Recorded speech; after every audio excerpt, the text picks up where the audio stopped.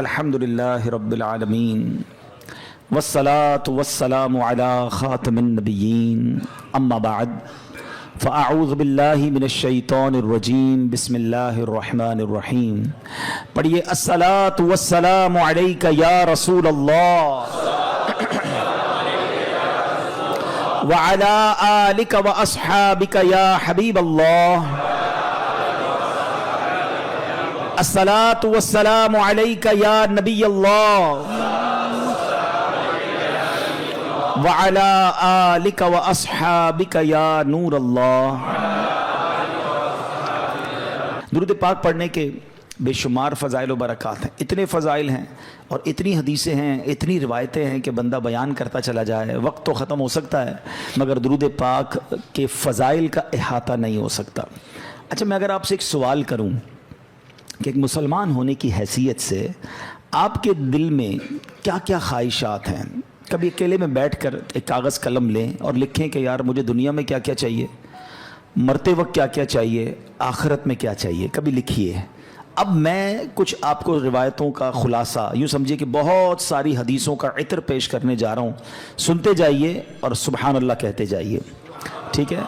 اگر آپ چاہتے ہیں کہ آپ کی عزتوں میں اضافہ ہو تو درود پاک پڑھیے. آپ چاہتے ہیں آپ کی ٹینشن دور ہو جائے تو درود پاک پڑھیے. آپ چاہتے ہیں مصیبتوں اور پریشانیوں سے نجات مل جائے تو درود پاک پڑھیے. آپ چاہتے ہیں آپ کی روزی میں برکت ہو جائے تو درود پاک پڑھیے. آپ کے گناہ معاف ہو جائیں تو درود پاک پڑھیے. آپ چاہتے ہیں ذلت و رسوائی سے بچ جائیں تو درود پاک پڑھیے. مرتے وقت نبی پاک کا دیدار کرنا چاہتے ہیں تو درود پاک پڑھیے. بلکہ ایسے دیکھنا چاہتے ہیں کہ پیارے آقا اپنے ہاتھوں سے قبر میں اتار رہے ہیں تو درود پاک پڑھیے. قیامت کے دن نبی پاک کے ہاتھوں جام کوثر پینا چاہتے ہیں تو درود پاک پڑھیے. اور سنیے، آقا کے ساتھ ساتھ جنت میں جانا چاہتے ہیں تو درود پاک پڑھیے. بار بار مدینے جانا چاہتے ہیں تو درود پاک پڑھیے. سنیے، نبی پاک کا خواب میں دیدار کرنا چاہتے ہیں تو درود پاک پڑھیے. پنجابی میں کہتے ہیں نا ہن کچھ باقی رہ گیا ہے. اب مجھے بتائیے، جتنی باتیں میں نے بتائی ہیں اس کے علاوہ کچھ باقی رہ گیا جو آپ کو زندگی میں چاہیے، مرتے وقت چاہیے، قیامت کے دن چاہیے؟ روزی میں برکت ہو، ٹینشن دور ہو جائیں، عزتیں بڑھتی رہیں، سکھ کی زندگی رہے، بار بار مدینے جاتا رہوں، پیارے آقا کا دیدار بھی ملے، مرتے وقت پیارے آقا کا دیدار ملے، جنت میں نبی پاک ساتھ لے جائیں. کچھ اور چاہیے؟ سب ہو گیا نا. یہ ہے درود پاک. یہ میں نے اپنی طرف سے نہیں بتایا، جو ماشاءاللہ علماء بیٹھے ان سے پوچھیں، تقریباً ہر جملے کے پیچھے کوئی روایت یا کوئی حدیث ہے. یہ سب فضیلتیں نبی پاک نے درود پاک کے فضائل میں بیان فرمائی ہیں. یعنی ہر درد کی دوا ہے صلی علی محمد، ہر درد کی دوا ہے صلی علی محمد، تعویذ ہر بلا ہے صلی علی محمد. یعنی ہر پرابلم کا سولوشن درود پاک میں ہے. مگر پرابلم یہ ہے کہ ہم درود پاک پڑھتے نہیں ہیں، بہت زیادہ وقت ضائع کرتے ہیں، بہت ٹائم ضائع کرتے ہیں. نہ کریں ایسا. درود پاک کو تھام لیں، اس کو اپنی زندگی کا حصہ بنا لیں. آپ اپنی آنکھوں سے دیکھیں گے آپ کے مسئلے حل ہو جائیں گے، آپ کی پرابلم سالو ہوگی، آپ ریلیکس فیل کریں گے اور انشاءاللہ دنیا اور آخرت کی برکتیں حاصل کریں گے. نیت کر لیں کہ انشاءاللہ آج کے بعد کثرت کے ساتھ درود پاک پڑھیں گے. صلو علی الحبیب صلی اللہ تعالی علی محمد صلی اللہ علیہ وسلم. شعبان المعظم کی 15ویں رات، شب برات. اس کو برات پتہ ہے کیوں کہتے ہیں؟ آپ نے جملہ سنا ہوگا، با عزت بری ہو گیا. حدیث پاک میں آتا ہے جب شعبان کی 15ویں رات آئے تو اس رات قیام کرو، یعنی اس رات عبادت کرو. آقا فرماتے پھر دن کو روزہ رکھو. تو بے شک اس رات سورج غروب ہوتے ہی اللہ پاک اپنی شان کے مطابق آسمان دنیا پر تجلی فرماتا ہے اور ارشاد فرماتا ہے، الا من مستغفر لی فاغفر لہ. ہے کوئی مجھ سے مغفرت مانگنے والا کہ اسے معاف کر دوں؟ الا مسترزق فارزقہ. ہے کوئی رزق مانگنے والا کہ اسے رزق عطا کر دوں؟ الا مبتلا فاعافیہ. ہے کوئی پریشان حال کہ میں اس کی پریشانی دور فرماؤں؟ ہے کوئی ایسا؟ طلوع فجر تک یوں ہی اعلان ہوتا رہتا ہے. پتہ اس رات کتنے بخشے جاتے ہیں؟ حدیث پاک میں آتا ہے اللہ کریم قبیلہ بنی کلب کی بکریوں کے بالوں کی تعداد کے مطابق گناہ گاروں کو جہنم سے آزاد فرماتا ہے. ہم میں سے کون ہے جو اپنے سر کے بال گن سکے؟ We are not able to count our own hair. अपने सर के बाल नहीं गिन सकते, एक बकरी के बाल नहीं गिन सकते. कबीला बनी कल्ब के बारे में आता है, हजारों बकरियां पालता था. वो सबसे बड़ा कबीला था जो सबसे ज्यादा बकरियां पालता था. इसका मतलब करोड़ लोग बख्शे जाएंगे. मगर हदीस पाक में चंद बदनसीबों का जिक्र है कि जो नहीं बख्शे जाएंगे. फरमाया शराबी नहीं बख्शा जाएगा, माँ बाप का नाफरमान नहीं बख्शा जाएगा, जिना का आदी नहीं बख्शा जाएगा, रिश्ते तोड़ने वाला नहीं बख्शा जाएगा, तस्वीर बनाने वाला, ये जो अपने हाथ से तस्वीरें बनाते हैं, मुजस्समे बनाते हैं, नहीं बख्शा जाएगा, चुगल खोर नहीं बख्शा जाएगा. एक और रिवायत के मुताबिक नजूमी, ये जो काहिन होते हैं, ये नहीं बख्शे जाएंगे, जादू टोना करने वाला नहीं बख्शा जाएगा, तकब्बुर वाला लिबास पहनने वाला नहीं बख्शा जाएगा, मुसलमान से बिला इजाजत शरई बुग़्ज़ो कीना रखने वाला, दुश्मनी छुपाने वाला, दिल में जैसे बुग़्ज़ रखते हैं, वो भी नहीं बख्शा जाएगा. जरा गौर कीजिए, कहीं ऐसा ना हो करोड़ों बख्शे जाएं और मेरी किसी बुरी आदत की वजह से मैं फंस जाऊं और मेरी बख्शिश ना हो. तो ऐ मेरे प्यारे इस्लामी भाइयों, अल्लाह बड़ा करीम है, वो तौबा कबूल करने वाला है. ये बहुत बड़े गुनाह हैं. इससे ये भी अंदाज़ा होता है कि जब इतनी बड़ी इनायत, इतनी बड़ी मग़फ़िरत है, ये कितने बड़े गुनाह हैं. तो ऐ मेरे प्यारे इस्लामी भाइयों, हमें तौबा करनी है. हम सब ने दुनिया से जाना है, हम सब ने मरना है. कब्रिस्तान भी जाना सुन्नत है ना, नहीं गए तो अभी आप जाइएगा.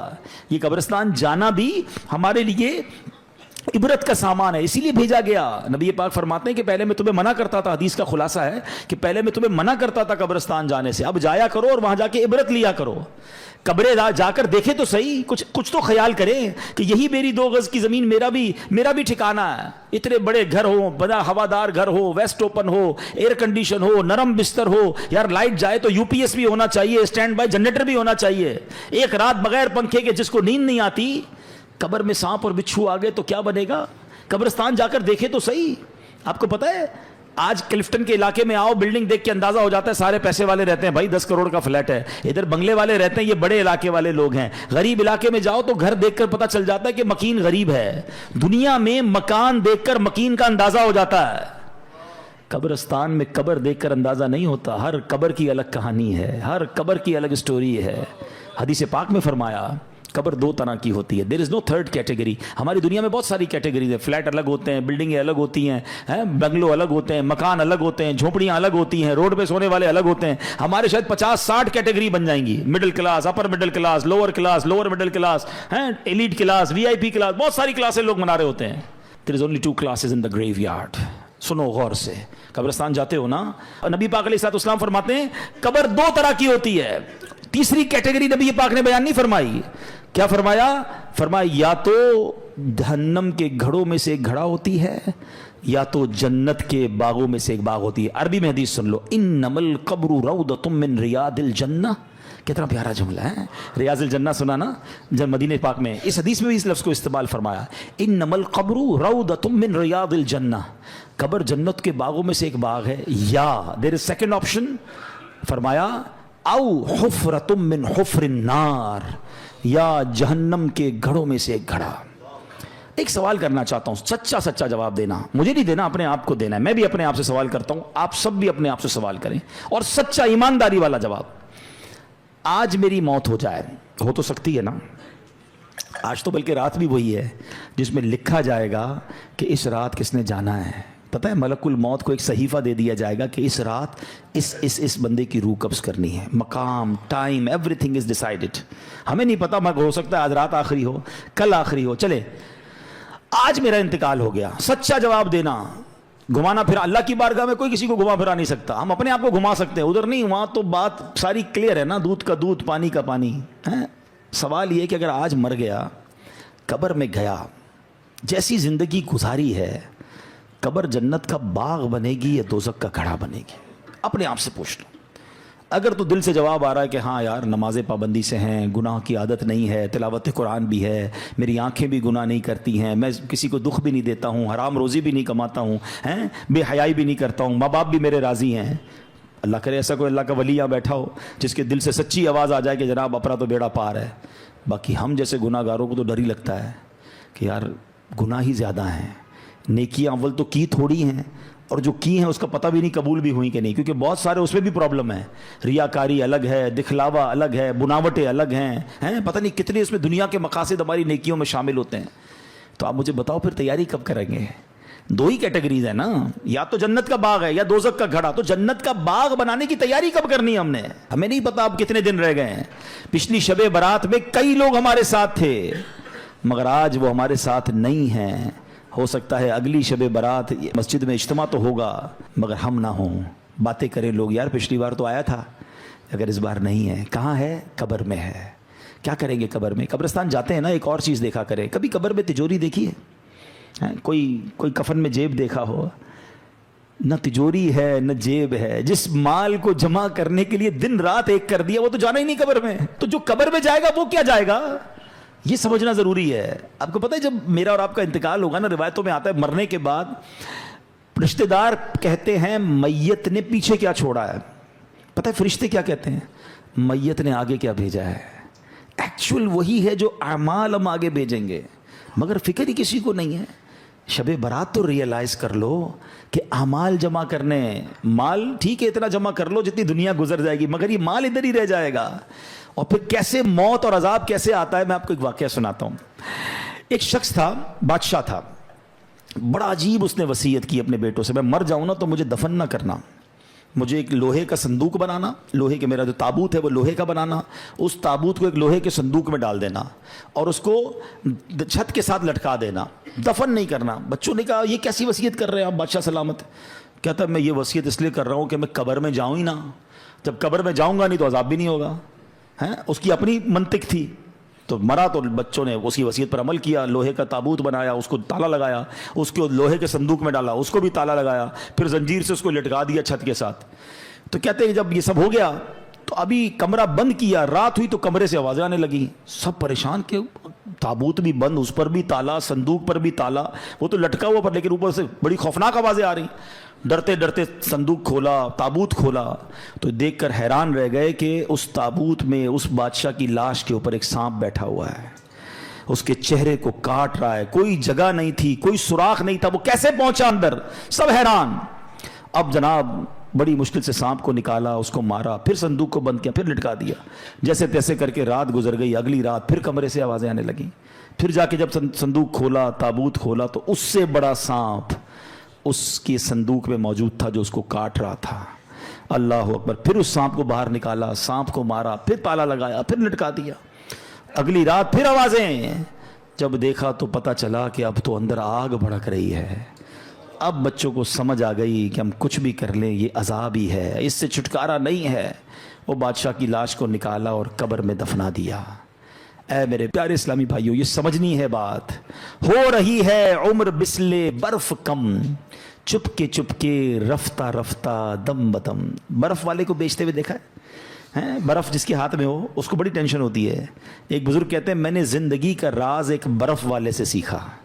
ایک برف والا تھا, اب تو برف کم بکتی ہے مگر پہلے, آج سے کچھ سال پہلے تو بڑی بکتی تھی, رمضانوں میں اب بھی بکتی ہوگی.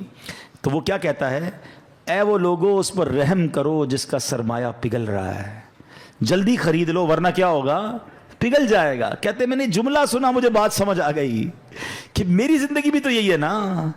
ہم سب کی زندگی میں کوئی ایک برف کی, ہمیں سب کو ایک بلاک دے دیا گیا, برف پگھل رہی ہے, کبھی بھی ختم ہو جائے گی, کسی کی کل ختم ہونی ہے, کسی کی مہینے میں ختم ہو جائے گی.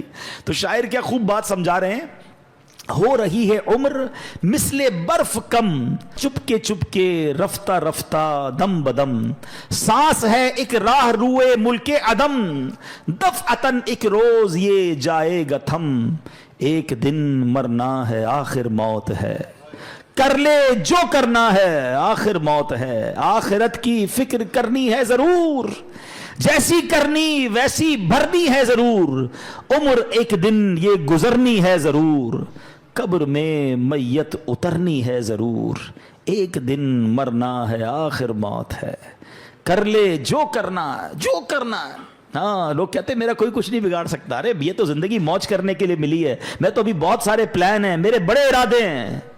شاعر کہتا ہے کر لے جو کرنا ہے آخر موت ہے, مرنا پڑے گا, اور مرنے کے بعد اپنی کرنی کا پھل بھگتنا پڑے گا. یہ جو عالم برزخ ہے نا, ہمیں نظر نہیں آتا. آپ کہتے ہیں ہم تو قبرستان جاتے ہیں, کوئی چیخو پکار تو آتی نہیں, عذاب کی آواز. یہ اللہ کے راز ہوتے ہیں, اللہ کسی کسی کو دکھا دیتا ہے. قرآن کیا کہتا ہے, وَمِن وَرَائِهِمْ بَرْزَخٌ إِلَىٰ يَوْمِ يُبْعَثُونَ, اور ان کے آگے ایک رکاوٹ ہے اس دن تک جس دن وہ اٹھائے جائیں گے. اب یہ موت سے قیامت تک کا جو عرصہ ہے نا, جب ہم مریں گے نا اور قیامت تک, یہ مٹی کے نیچے گزرا تو وہ قبر ہے. کسی نے کسی کو شیر نے کھا لیا تو اس شیر کا پیٹ جو ہے نا وہ اس کے لیے قبر ہوگی. کوئی سمندر میں ڈوب گیا تو وہی قبر سمجھی جائے گی. تھوڑے دنوں پرانی بات ہے نا, $2.5 لاکھ دے کر گئے تھے نا سمندر کے اندر. ہیں کتنے پیسے خرچ کیے؟ کروڑوں روپے. ہزاروں فٹ نیچے گئے کیونکہ وہاں موت لکھی تھی. یعنی کروڑوں روپے خرچ کر کے اس جگہ پہنچے کہ جہاں موت لکھی ہوتی ہے. انسان پہنچتا ہے وہاں پر. ہاں ہمارا وقت بھی ڈیسائیڈڈ ہے, ہماری جگہ بھی ڈیسائیڈڈ ہے. ایک بار حضرت سلیمان علیہ السلام کا واقعہ ہے کہ آپ کے ساتھ ایک آپ کا ساتھی بیٹھا تھا, ملک الموت آئے. حضرت سلیمان کی ہواؤں پر بھی حکومت تھی, آپ کے چرند و پرند پر بھی حکومت تھی. تو ملک الموت آئے اور اس بندے کو بڑا گھور کے دیکھ رہے تھے. ملک الموت تو چلے گئے تو حضرت سلیمان نے کہا کہ پتہ یہ کون تھے؟ کہ کون تھے؟ کہ ملک الموت تھے. کہ لگتا ہے حضرت میری روح قبض کرنے آئے تھے, آپ کی تو ہواؤں پہ حکومت ہے, آپ جلدی سے ہوا کو حکم دیں مجھے یہاں سے اٹھا کر ہند میں لے جائے. تو آپ نے دعا کر دی, وہ بندے کو ہوا اڑا کے لے گئی. تھوڑے دنوں بعد ملک الموت پھر آئے. حضرت سلیمان علیہ السلام نے کہا تم اس دن کیوں گھور رہے تھے؟ کہا حضرت میں پریشان, میں اس لیے گھور رہا تھا کہ میرے پاس یہ لکھا ہوا تھا کہ تھوڑی دیر بعد مجھے اس بندے کی روح ہند میں قبض کرنی ہے. بندہ آپ کے پاس بیٹھا ہے. بات آئی سمجھ؟ دعا کر کے وہاں پہنچایا گیا اور وہاں روح قبض کی گئی. وہ جملہ سنتے ہو نا, پہنچی وہیں پہ خاک جہاں کا خمیر تھا. ہم وہاں پہنچیں گے. یہ سمندر کے اندر گئے نہیں تھے, ان کو بلایا گیا تھا, ان کا وقت پورا ہوا تھا. جنہوں نے واقعہ پڑھا ہوگا, آج سے کچھ دنوں پرانی بات ہے, جہاز کے اندر کسی کی موت ہوتی ہے, کسی کی جنگل میں موت ہو جاتی ہے. ہم اللہ سے دعا کرتے ہیں ہمیں عافیت والی موت دینا. اے اللہ ڈوبنے والی, پھٹنے والی, ہیں جانوروں کے ذریعے پرخچے اڑنے والی, بم دھماکے والی موت نہیں. اے اللہ میں ایمان والی, عافیت والی, ہمارے مقدر میں مدینے والی موت لکھ دے. اے اللہ جب آخری وقت آئے ہم مدینے پہنچ جائیں, آقا کے جلووں میں, آقا کے قدموں میں, روضہ رسول کو دیکھتے ہوئے, درود پاک پڑھتے ہوئے, عشق رسول میں روتے ہوئے ہمارا دم نکل جائے.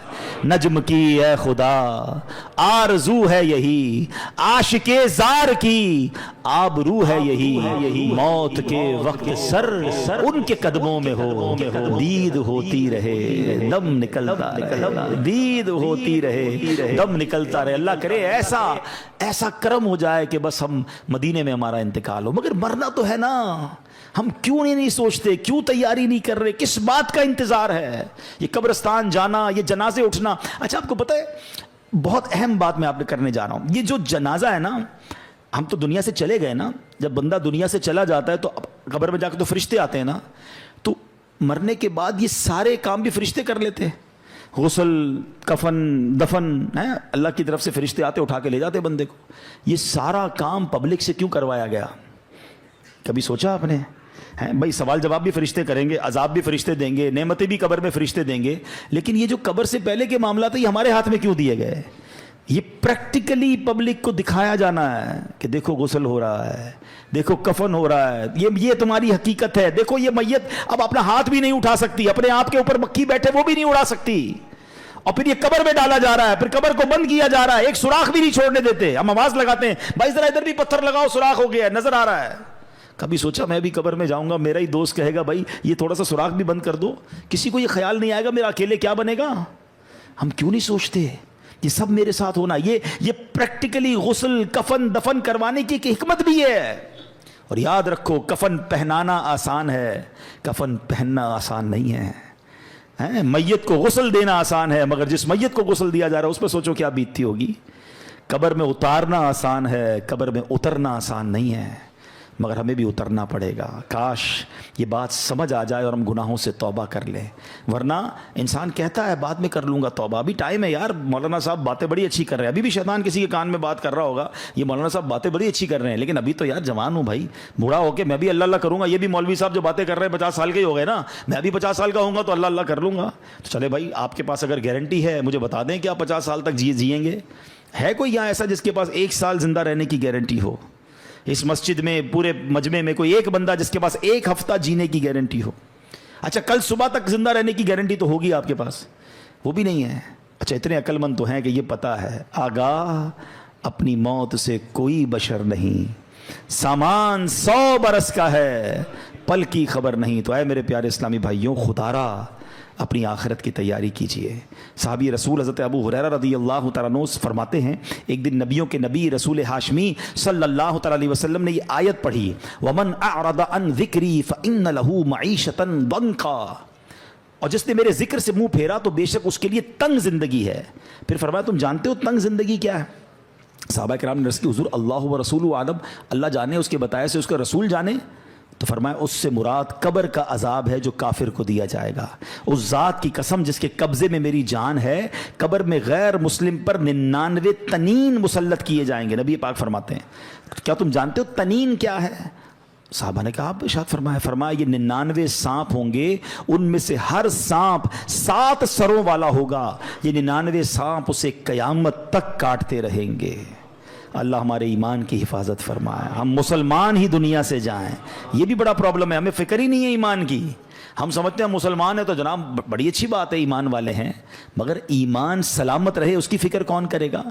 یاد رکھیے اس وقت بھی دنیا میں سب سے زیادہ تیزی سے پھیلنے والا مذہب یہ اسلام ہے۔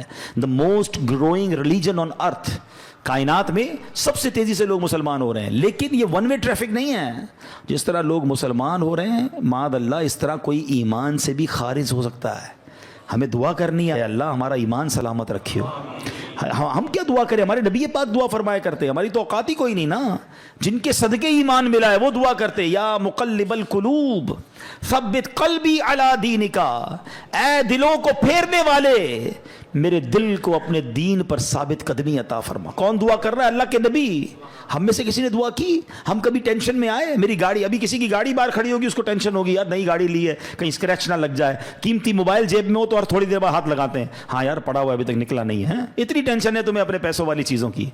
سب سے قیمتی چیز ایمان ہے، کبھی اس کی ٹینشن لی کہ اللہ میرا ایمان سلامت رہے، میرا ایمان چھن نہ جائے، میں مرتے وقت مسلمان مروں؟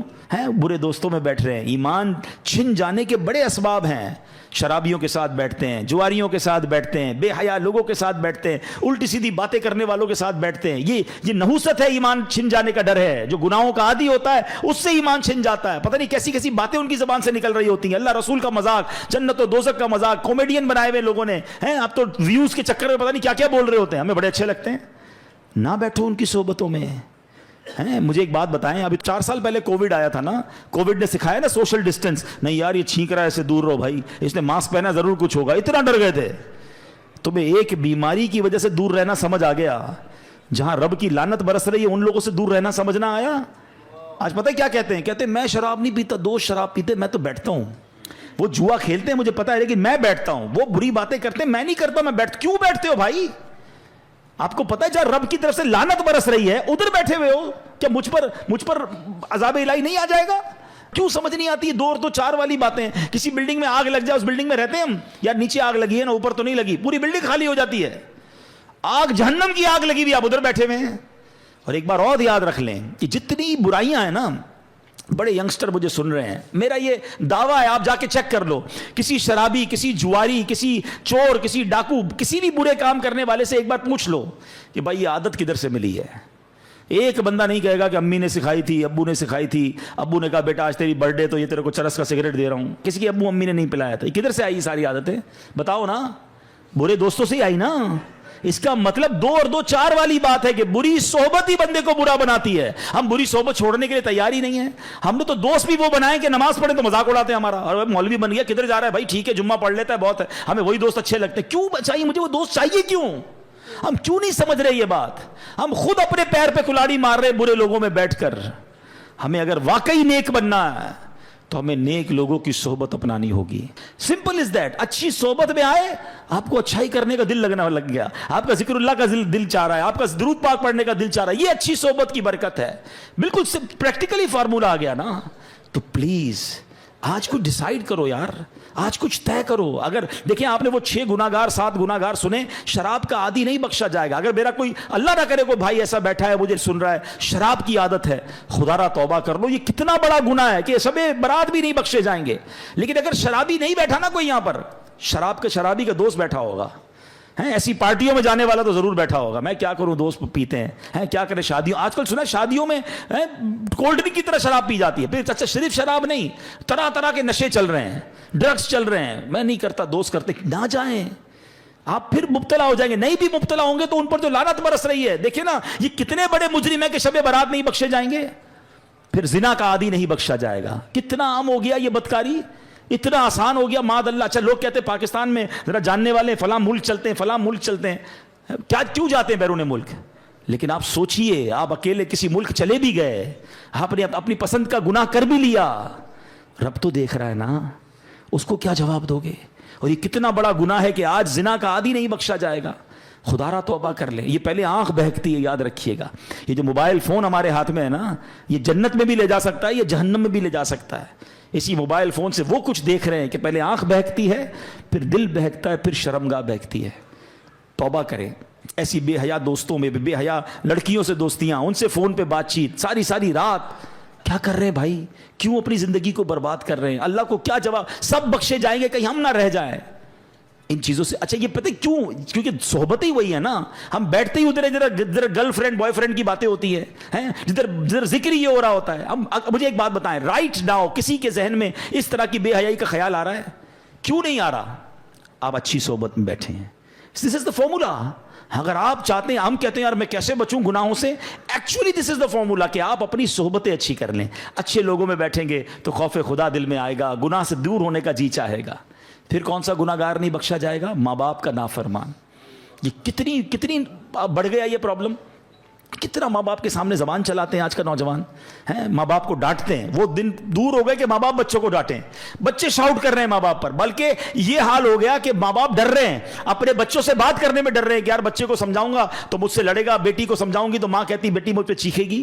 تف ہے اس اولاد پر کہ جس سے ماں باپ ڈر رہے ہیں۔ یاد رکھو حدیث پاک میں آتا ہے، جس سے اس کے ماں باپ راضی اس سے اس کا رب راضی، جس سے اس کے ماں باپ ناراض اس سے اس کا رب ناراض۔ تم سے ساری دنیا راضی ہے، میرے دوست راضی، میرے رشتہ دار، میرے سارے درام محلے والے راضی، اور ماں باپ ناراض بیٹھے ہیں، برباد ہو جاؤ گے، مارے جاؤ گے۔ دیکھیں نا کتنا بڑا گناہ ہے کہ شب برات سب بخشے جائیں گے، ماں باپ کا نافرمان نہیں بخشا جائے گا۔ اپنے ماں باپ کو راضی کریں، ان کی رسپیکٹ کریں۔ خدا کی قسم اس سے بڑا خوش نصیب کون ہے کہ شب برات بھی ہے اور تمہاری ماں تمہارے پاس ہے، تمہارا والد تمہارے پاس ہے۔ ارے تمہارے تو وارے نیارے ہو گئے آج کی رات تمہاری ماں تمہارے لیے دعا کر دے، پھر چاہیے کیا تم کو؟ آج کی رات تمہارا باپ تمہارے پاس ہے، جاؤ نا اس سے دعا کرواؤ، پوچھو ان سے جن کے چلے گئے ماں باپ، قبرستان جانا پڑتا ہے ان سے بات کرنے کے لیے۔ یاد رکھنا میرے بھائیوں، میرے بچوں، جن کے ماں باپ ہیں نا، جب چلے جائیں گے نا پھر تمہیں پتا چلے گا یہ کیا ہستیاں ہیں۔ دو موقع پر تو ماں باپ بڑے یاد آتے ہیں، جب زندگی میں بندہ کچھ حاصل کرتا ہے نا، کوئی نیا گھر لے لے، کوئی گاڑی لے لے، کوئی ترقی ہو جائے، کوئی اچھا کام ہو جائے نا، پھر ماں بڑی یاد آتی ہے۔ کاش ماں ہوتی نا، دیکھتی تو کتنا خوش ہوتی ہے، والد ہوتا تو کتنا خوش ہوتا کہ آج اللہ نے مجھے اتنی ترقی دے دی ہے۔ وہ شعر ہے نا، دولت کا ہے انبار مگر تیری کمی ہے۔ پھر بڑی یاد آتی ہے ماں اور والد کے، یار آج اللہ نے کدھر پہنچا دیا، مگر ماں ہی نہیں ہے، جو دعائیں دینے والی تھی وہ والد ہی نہیں ہے، جس کی وجہ سے ادھر پہنچا ہوں اس کو بتا ہی نہیں پا رہا۔ ہر خوشی میں ماں باپ یاد آتے ہیں۔ اور ایک دوسرا موقع ہوتا ہے جب کوئی بڑا غم آ جائے نا، کوئی بڑی پریشانی آ جائے، کوئی بڑا مرحلہ آ جائے، پھر بڑے یاد آتے ہیں کہ کاش ماں ہوتی نا، اس کے قدموں میں سر رکھتا، وہ دعا کرتی، میری مشکل حل ہو جاتی۔ اب ماں ہے ہی نہیں، کس سے دعا کراؤں؟ والد ہوتا نا تو سر پہ ہاتھ رکھ کے کہتا، بے شک بوڑھا تھا مگر وہ ایک جملہ کہتا تھا، دل کو ٹھنڈ پڑ جاتی تھی کہ بیٹا گھبرا نہیں، میں ہوں۔ مگر اب نہ وہ سر پہ سایہ ہے، نہ وہ دعاؤں کا دروازہ ہے، اور آج ہے تمہارے پاس تو قدر نہیں کرتے ہو، ان کے پاس بیٹھتے نہیں ہو، ہیں؟ ماں کہتی بیٹا ٹائم دو، ماں ٹائم نہیں ہے میرے پاس، اب وہ میرے پاس ٹائم نہیں، میں جا رہا ہوں دوستوں میں، ہیں؟ وہ کام کہتے ہیں، منع کر دیتے ہو ان کو۔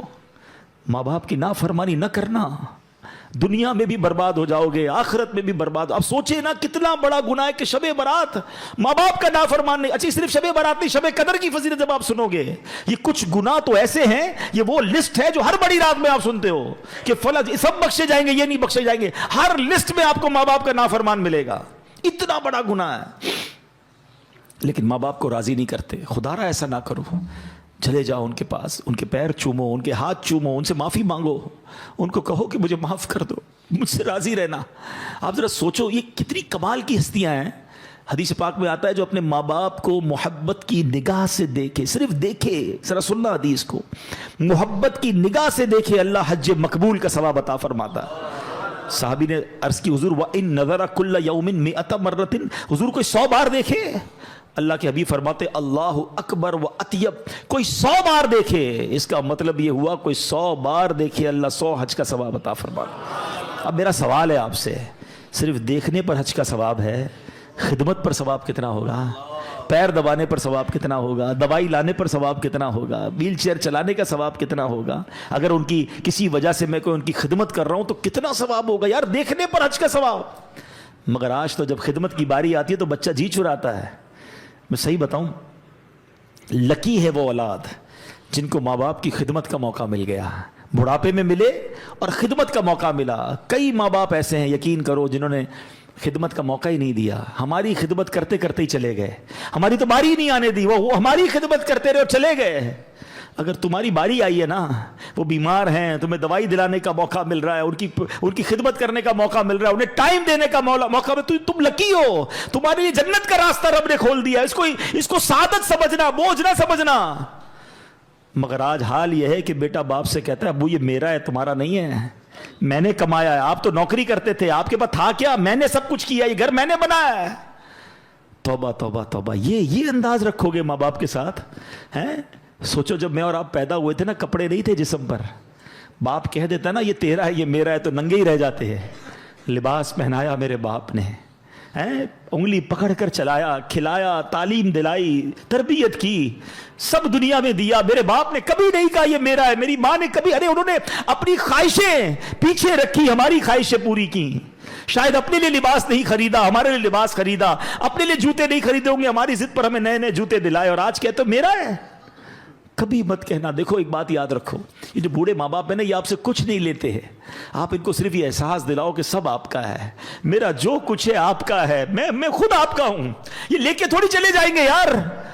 وہ کہتے نا کہ جس باپ نے، جس ماں نے تمہیں بچپن میں شہزادوں کی طرح پالا، آج بوڑھاپے میں انہیں بادشاہ جیسا تو رکھ لو یار۔ مگر آج بھی ماں باپ کو غلام رکھا ہوا ہے گھر میں، ان کو یہ احساس تو دلاؤ، کبھی تو کہو اپنے والد سے کہ ابو میں جو کچھ ہوں وہ آپ کی وجہ سے ہوں۔ ہمارا ایک اور بڑا پرابلم ہے، ہم ماں سے محبت کرتے ہیں، باپ سے نہیں کرتے۔ ہمیں لگتا ہے میری ماں بڑی مجھ سے محبت کرتی ہے، ارے تمہاری بھول ہے۔ یہ ماں نے جو کچھ مجھے آج تک دیا، کس نے لا کر دیا؟ میری ماں کو۔ جو کچھ مجھے آج تک ملا ہے وہ میرے والد کی برکت سے۔ وہ کہتا نہیں ہے باپ، یہ گاڑی کے 2 پہیے ہیں۔ اچھا، والد کی اہمیت کا اندازہ جب ہوتا ہے جب ہم خود والد بنتے ہیں، پھر سمجھ آتی ہے یار بچے کو جب ہم روکتے ہیں، ہمارا ابو صحیح روکتے تھے ہمیں۔ یہ میاں بیوی کی انڈرسٹینڈنگ ہوتی ہے کہ میں پیار کروں گی، آپ ڈانٹیے گا، آپ ذرا سختی رکھیے گا۔ ہمیں لگتا ہے ابو ہم سے سختی کرتے ہیں، وہ ہم سے پیار نہیں کرتے۔ ارے سب سے زیادہ پیار ہی تمہارا تم سے باپ کرتا ہے۔ یہ دنیا کا واحد رشتہ ہے، یاد رکھنا پیارے اسلامی بھائیوں۔ کوئی دنیا میں یہ نہیں چاہتا کہ یہ بندہ مجھ سے آگے بڑھ جائے، کبھی بھی کوئی نہیں چاہتا۔ یہ والد ہے دنیا کا واحد رشتہ جو ہمیشہ یہ چاہتا ہے کہ میرا بیٹا ہمیشہ مجھ سے آگے بڑھ جائے، عزت میں بھی آگے بڑھے، دولت میں بھی آگے بڑھے، شہرت میں بھی آگے بڑھے، مقام بھی میرے بیٹے کا آگے بڑھ جائے۔ یہ وہ رشتہ ہے، یہ ایسا پیار ہے والد اور بیٹے کا۔ تو ماں باپ کی قدر کرو میرے بچوں، میرے بھائیوں، جس کے پاس ماں باپ ہے اور ناراض ہیں انہیں راضی کر لینا۔ کبھی بوڑھے ہو جاتے ہیں چڑچڑے، ہو سکتا ہے آپ کو کچھ سنا دیں، ڈانٹ دیں، نہیں یار کوئی بات نہیں، بہت کچھ دیا ہے انہوں نے، بچے ہو گئے۔ زندگی ایک سائیکل ہے، یہ زندگی کا پتہ ہے سفر کیسے شروع ہوتا ہے؟ ہم جو چھوٹے تھے نا، ہم کرال کرتے تھے، رینگتے تھے، پھر انگلی پکڑ کر چلنا شروع ہوئے، پھر انسٹالر پر ہمارے امی ابو نے وہ چھوٹی سی بچہ گاڑی پہ چلایا ہے، پھر ہم چلنے لگے، پھر دوڑنے لگے، پھر بڑے ہو گئے، 50 55 60 کے بعد پھر اسٹک آتی ہے ہاتھ میں، پھر ویل چیئر آتی ہے، اور ایک وقت آتا ہے پھر ہم زمین پہ چلے جاتے ہیں۔ تو سمجھ لو کہ یہ پورا ایک سرکل ہے۔ جو 60 سال کا بوڑھا ہے نا، وہ 6 سال کے بچے کے برابر ہے۔ 6 سال کا بچہ برا لگتا ہے آپ کو؟ بار بار کوئی بات کہے، ضد کرے، آپ سے لڑے، آپ مسکراتے ہیں، بچہ لڑ رہا ہوتا ہے مسکراتے، کیونکہ بچہ ہے۔ آپ 60 سال کے بوڑھے کو پہلے 6 سال کا بچہ سمجھ لو, پھر آپ کو نہ ابو کی کوئی بات بری لگے گی, نہ ان کا ڈانٹنا برا لگے گا, نہ ان کا ضد کرنا برا لگے گا, نہ بار بار ریپیٹ کرنا برا لگے گا, نہ ان کو آپ ان کا کم سننا برا لگے گا. بھائی 6 سال کا بچہ بھی نہیں سمجھتا, 60 سال کا بوڑھا بھی نہیں سمجھتا. 70 سال کا ہو جائے سمجھ لو 5 سال کا بچہ ہو گیا, ایک سال کم کرتے جاؤ. انڈرسٹینڈنگ لیول آپ کو بڑا آسان دے رہا ہوں میں. جس دن آپ یہ سمجھ جاؤ گے نا بوڑھے لوگوں کو, آپ انجوائے کرو گے, ڈانٹ رہے ہوں گے آپ کو برا نہیں لگے گا. لوگ لڑ رہے ہوتے ہیں بوڑھے ماں سے, ابو ڈانٹتے ہیں, بھائی ڈانٹ نہیں رہے, ان کو سمجھ ہی نہیں پڑ رہی اس وقت, آپ ان کی خدمت کرو, موقع ملا ہے. تو اے میرے بچوں, ماں باپ کا نافرمان نہیں بخشا جائے گا, چغل خور نہیں بخشا جائے گا. باتیں تو بہت ساری ہیں, میں اس کو کنکلوڈ کرتا ہوں. اب یہ بھی بڑی بیماری ہے, کئی خواتین مجھے سن رہی ہوں گی, میری بہنیں, خدا رہا یہ چغل خوری ان میں بہت زیادہ ہے, یا مردوں میں بھی ہوتی ہے, بڑا انجوائے کرتے ہیں لوگ. چغل خوری کیا ہے؟ ادھر کی بات ادھر پہنچانا. پتہ چلا تیرا بھائی یہ کہہ رہا تھا, وہ تیرا دوست یہ کہہ رہا تھا, بڑا مزہ آتا ہے اس کی بات پہنچانے میں تاکہ لڑائی ہو جائے, جدائی ہو جائے. آپ کو پتہ یہ اتنا بڑا گناہ ہے کہ آج کی رات وہ نہیں بخشا جائے گا. لیکن میں آپ کو ایک اور عجیب بات بتاؤں کہ اللہ کریم کو یہ کتنا محبوب ہے کہ بندے مل کر رہے ہیں. جھوٹ کبیرہ گناہ ہے نا, جہنم میں لے جانے والا کام ہے. مگر اگر دو مسلمانوں میں لڑائی ہو گئی ہے, میاں بیوی میں لڑائی ہو گئی ہے, تو ان کو جوڑنے کے لیے جھوٹ بولنے کی اجازت دی گئی کہ کسی طرح ان کی جو ہے نا محبت بڑھا دو, پیار کرا دو, دوستی کرا دو.